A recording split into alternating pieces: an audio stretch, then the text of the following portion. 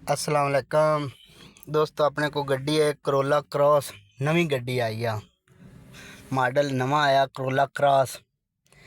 तो अज आप दसना भाइयों को भी इनका चलाने का तरीका की है और किस तरीके नाल चलती है।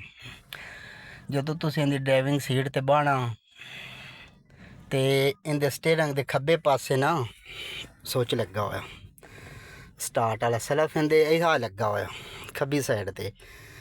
हालांकि कई गड्डियां ऐसियां कि इन्होंने खब्बी साइड ते ज़्यादातर गड्डियां सज्जे पासे ही आंदा।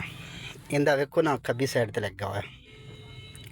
इंदा भी वही है, जो एक बार तुसीं इहनूं प्रेस करसो ब्रेक ते पैर रख के तो गड्डी स्टार्ट हो जासी।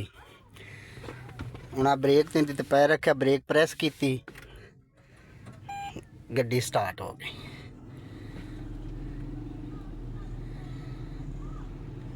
इनका भी तरीका वही है तो, लेकिन इस गड्डी की आवाज़ कोई नहीं है। ये गड्डी बैटरियां ते पहले स्टार्ट होंदी तो एक बार कितनी स्पीड ताई बैटरियां ते जाती है, 50-60 की स्पीड ताई ये बैटरियां ते ही जाती। उस तो बाद किहड़ा है इंजन इनका स्टार्ट होंदा।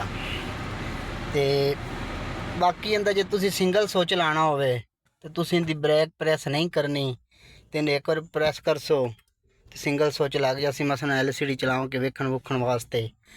जे अगर तुसीं इहदे AC चलाओ डबल स्विच ला के तो बड़ा गलत काम है, क्योंकि उहदे ते गड्डी दी बैटरियां डाउन हो जांदियां, मुड़ गड्डी नूं स्टार्ट करना मुश्किल हो जाता। तो जदों भी इहदी ड्राइविंग वास्ते तुसीं बहना तो इहदे खब्बी साइड ते लगा होया है सैल्फ। इत्थों तुसीं इहनूं सलम मार सकदे, इत्थों ना तुसीं सलम मारना। फिर इहदी सीट सैट करनी, सीट सैट करके इहदी ब्रेक किहड़ी है वो खब्बे साइड ते पैर दे नाल लगी हुई है। हैंड ब्रेक इहदी आ लगी हुई, इहदी जदों तुसीं प्रेस कर देना ना इहने हैंड ब्रेक लग जानी। इहदी इत्थे लगी हुई, कई गड्डियां दे इत्थे बटन लगा हुंदा, कईयां दी दूसरे हाथ नाल खिच्चण वाली लगी हुंदी। तो इहदे वैसे आ पैर नाल तुसीं प्रेस करना। प्रियस किवें प्रियस गड्डी दे विच है ना, प्रियस गड्डी किहड़ी उहदे विच भी खब्बी साइड ते किहड़े पैर आ वो साइड वाले हैंड ब्रेक लगी हुई। तो बाकी इहदी दोस्तों आ रेस है, आ ब्रेक है, क्लच इहदा है को नहीं, ऑटोमेटिक गड्डी है। अगे आ गया लीवर, तो लीवर इहदा उस तरह किवें दूसरी गड्डियां दा है। आ वेखो हुण पार्किंग है, रिवर्स है, न्यूट्रल है, ड्राइविंग है। आ अगे नाल के तुसीं मतलब पहाड़ियां पूड़ियां ज़्यादा ही चढ़नियां होवे, गड्डी नूं जोर लवैना होवे भी गड्डी दूसरे गेयर च रखनी है, बार बार किहड़ी गड्डी पिक छड्डदी पई, तो फिर तुसीं इत्थे कर सकदे। वैसे नॉर्मल चढ़ाइयां तां चढ़ जांदी गड्डी नूं, कोई नहीं फर्क पैंदा मैं ऑटोमेटिक गड्डी नूं। तो बहुत लंबी चौड़ी चढ़ाई हो तो फिर इत्थे लीवर लिया चाहिए। या क्रॉसिंग करनी होवे, मसलन क्रॉसिंग करते पे तो गड्डी की स्लो स्पीड है, तुसीं इत्थे झटका लवा के गड्डी नूं इत्थे तुसीं यकदम मोशन फदा सकते हैं। इस काम वास्ते लगा होंदा इत्थे।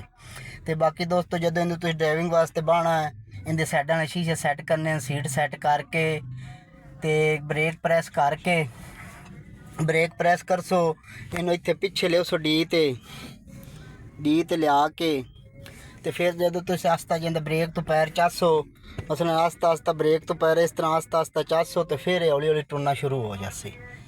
तो बाकी कि सैडां ने शीशे बिल्कुल सैट रखने चाहिए, सीट बिल्कुल सैट रखनी चाहिए। तो ये दोस्तों इनका तरीका कर इस गड्डी चलावन का। ओके, अल्लाह हाफिज़। तो वीडियो लाइक कर दिता करो, तो बैल आइकन प्रेस कर दिता करो।